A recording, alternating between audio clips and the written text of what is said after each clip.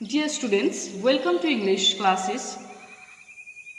আজ আমরা ক্লাস 10-এর টেক্সট বুক ব্লিশের lesson 5 our runaway kite, যেটা লিখেছেন লুসি মড মন্টগোমারি, তার ইউনিট 2 পড়ব। ইউনিট 1-এ তোমরা জেনেছো ন্যারেটর এবং ক্লড তাদের বাবার সাথে বিগ হাফ মুনে থাকতো। সেখানে তারা ভীষণ একা ছিল, কিন্তু একটা ঘটনার পরে তারা তাদের আত্মীয় স্বজনকে ফিরে পায়। তাদের সাথে আন্ট ইস্থার, মিমি, ডিক এসে থাকতে শুরু করে এবং সেটা তারা একটা ঘুড়ির মাধ্যমে ফিরে পায়। কিভাবে সেই ঘুড়িটা তাদের আত্মীয় স্বজন ফিরে পেতে সাহায্য করে সেটা ইউনিট 2-তে তার ব্যাখ্যা রয়েছে। ইউনিট 2-তেও আগের ইউনিটের মধ্যে 4টি প্যারাগ্রাফ রয়েছে। আমি একটি প্যারাগ্রাফ আগে ইংরেজিটা পড়ব, তারপরে ওয়ার্ড মিনিং সহ বাংলা মানেটা বোঝাতে চেষ্টা করব। আমার সাথে তোমরা বই ফলো করবে। Unit 2. It is always lovely on the big half moon in summer. When it is fine, the harbor is blue and calm, with little wind and ripples. Every summer, we had some hobby. The last summer, before Dick and Mimi came, we were crazy about kites. A boy on the mainland showed Claude how to make them. Back on the island, we made plenty of kites. Claude would go around to the other side of the island and we would play shipwrecked mariners, signaling to each other with kites.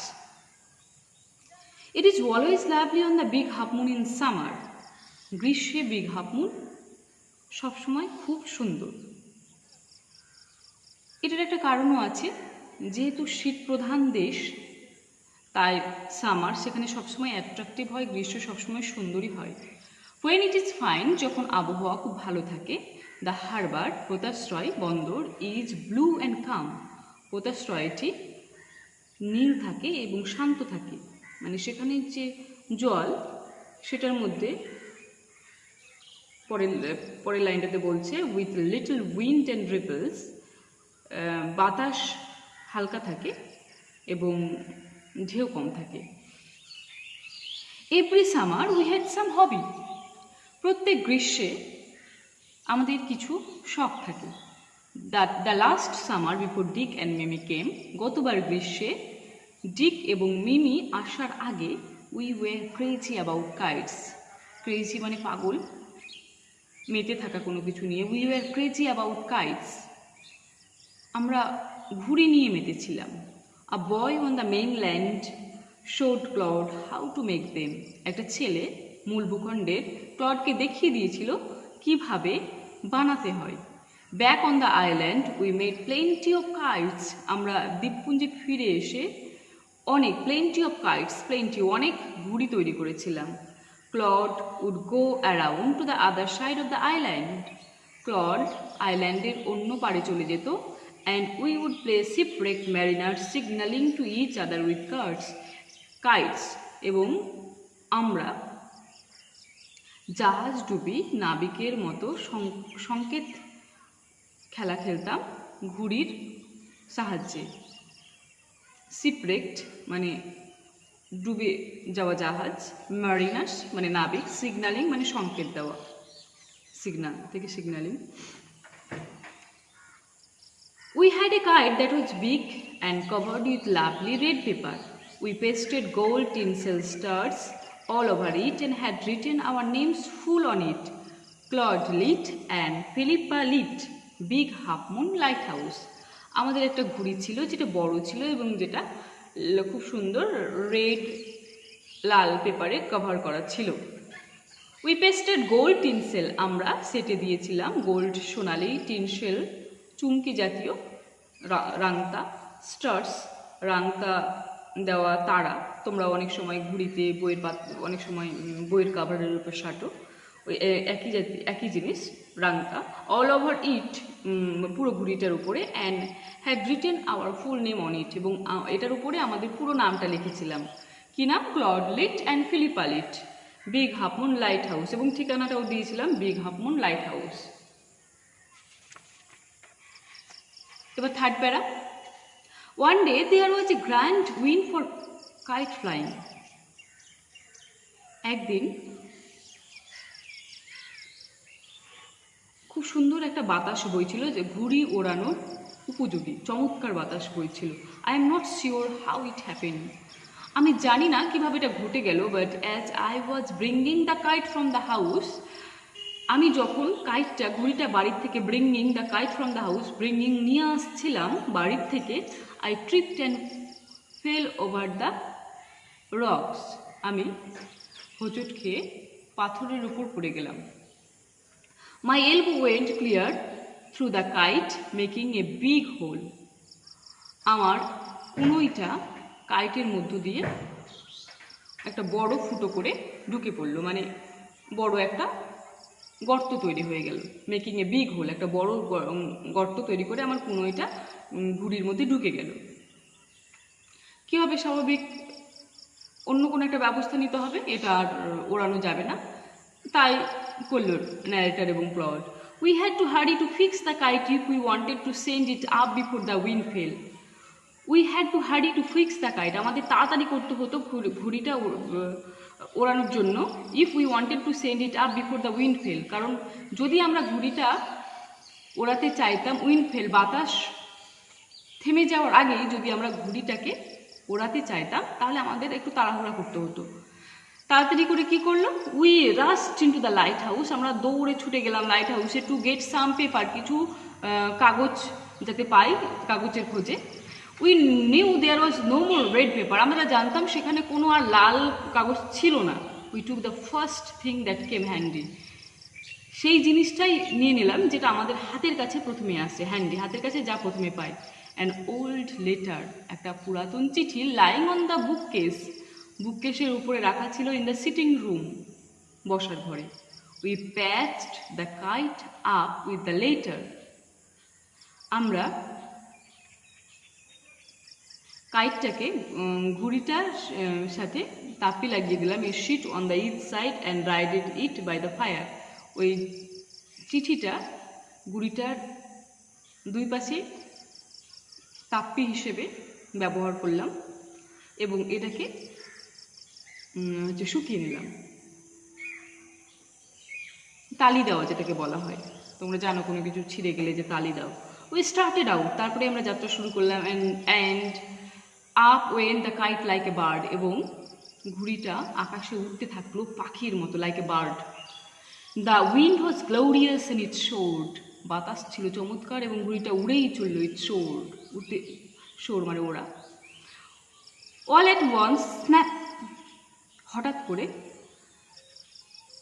Snap, কেটে গেল। And there was Claude, এবং Claude standing with a bit of cord in his hand, looking foolish, তার হাতে সুতোটা ধরে বোকার মতো দাঁড়িয়ে থাকলো।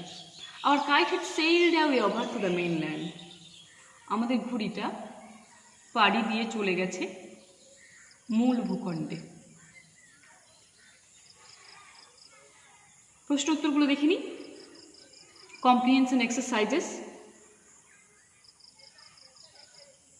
নাম্বার 4, নাম্বার 3 পর্যন্ত আগের ভিডিওতে হয়েছে। Choose the correct alternative to complete the following sentences, correct alternative খুঁজে নাও নিচের মানে আনসারগুলো দেওয়ার জন্য। In summer the big Half moon is always, A number, in summer the big Half moon is always lovely, unpleasant, boring, ডাল। তোমরা প্রথমেই পেয়েছো, it is always lovely on the big Half moon, unit 2 এর first প্যারাতে, তার মানে সঠিক answer lovely. এবার B number, back on the island cloud and the narrator made plenty of puppets, masks, kites, envelopes.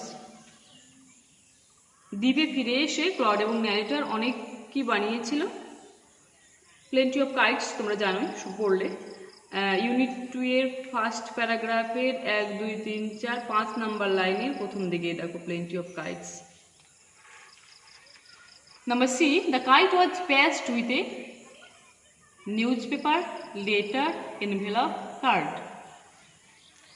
এখানে 4 নাম্বার প্যারাগ্রাফে 1, 2 3 নাম্বার লাইনে মাঝামাঝিতে এসো। We took the first thing that came handy and old letter lying on the bookcase in the sitting room. তার মানে সঠিক উত্তর number 2 letter. এবার চলো নাম্বার 5 এর complete the following sentences with information from the text. Text থেকে information নিয়ে এই শূন্যস্থানটা পূরণ করতে হবে, সেন্টেন্সটাকে কমপ্লিট করতে হবে। Number 1, a boy on the mainland showed. মেইনল্যান্ডের একটা ছেলে দেখিয়ে দিয়েছিল। এটার উত্তর হবে প্যারা 1 নম্বর প্যারা এসো, 1 2 3 4 নম্বর লাইনে, 3 নম্বর লাইনের শেষ এবং 4 নম্বর লাইনের প্রথম। A boy on the mainland showed Claude how to make, them আছে, দেমের জায়গায় তোমরা লিখবে হাউ টু মেক কাইটস। এবার 2 নম্বর, on the kite Claude and the narrator pasted. ঘুড়ির উপর ক্লড এবং ন্যারেটার কি পেস্ট করেছিল, এটা পাবে 2 নম্বর প্যারাগ্রাফের প্রথম লাইনটা শেষে এবং সেকেন্ড লাইনটার প্রথম দিকটা। প্রথম লাইনের শেষ, we pasted gold tinsel stars all over it.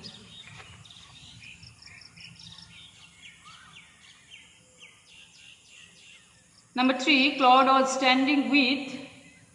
Clod দাঁড়িয়ে ছিল, এটা পাবে তোমরা প্যারাগ্রাফ 4 লাস্ট লাইন। দেখো লাস্ট লাইনের একটু আগে থেকে শুরু করো।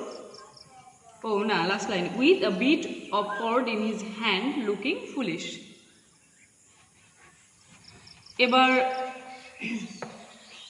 6 নম্বর exercise, fill in the chart with information from the text. Text থেকে ইনফরমেশন নিয়ে চার্টটা ফিল করো, পূরণ করো। The narrator's elbow went through the kite. ন্যারেটারের যিনি বর্ণনা করছেন, যে বর্ণনা করছে তার এলবো কুনোই ঢুকে গিয়েছিল কাইটের মধ্যে। Went through the kite, reason কারণ কি?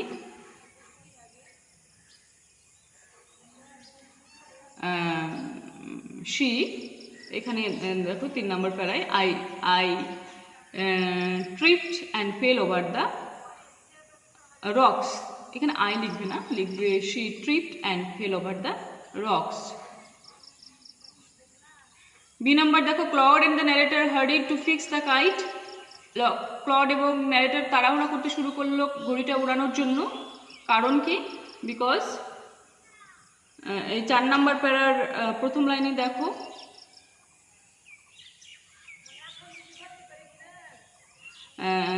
বিকজ উই ওয়ান্টেড আছে, এখানে লিখো they wanted to send it up before the wind fell, প্রথম লাইনে মাঝামাঝিতে। C number, the kite soared, ঘুড়িটা উড়ে চলল। কারণ বিকজ 1 2 3 4 5 নম্বর লাইন, 6 নম্বর লাইন, 5 নম্বর লাইনের শেষ শব্দটা নাও, মানে 4th প্যারাগ্রাফে 5 নম্বর লাইনের শেষ শব্দটা আর 6 নম্বর লাইনের প্রথমটা। 1 2 3 4 5 6, the wind was glorious. Unit 2 complete, question answer সহ। এর পরের ভিডিওতে আমরা ইউনিট 3 পড়ব। ওকে।